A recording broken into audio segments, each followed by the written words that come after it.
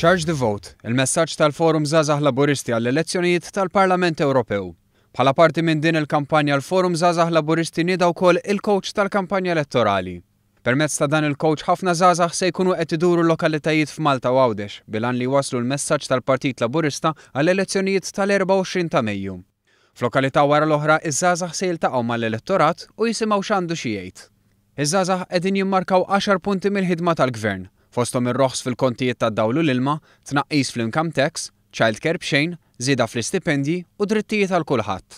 Nkunu qegħdin inħabbtu l-bibien u nikkonvinċu n-nies kemm huwa importanti l-ewwel nett li jipparteċipaw f'dawn l-elezzjonijiet u kif ukoll kemm huwa importanti illi jerġgħu jagħtu vot ta' fiduċja jieħol il-kandidati kollha fil-lista tal-Partit Laburista. Dan il-Gvern matul dawn l-aħħar sena ta' ħafna liż-żgħażagħ u żgħażagħ bil-kampanja Charge the Vote iridu jagħtu xi ħaġa lura. Iż-żgħażagħ huma tassew entużjasti għal din l-esperjenza l-ġdida.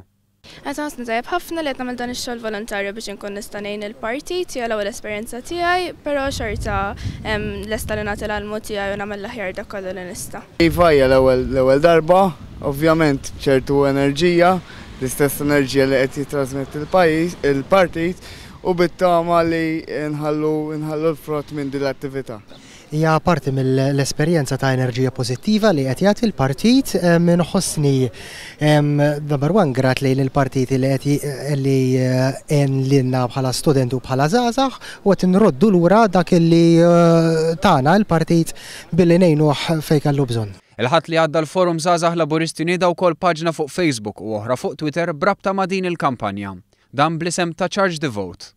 Bħala parti minn din il-kampanja nhar il-ġimgħa iż-żgħażagħ se jkunu qed jiltaqgħu mal-Prim Ministru ta' Malta Joseph Muscat f'Pembroke.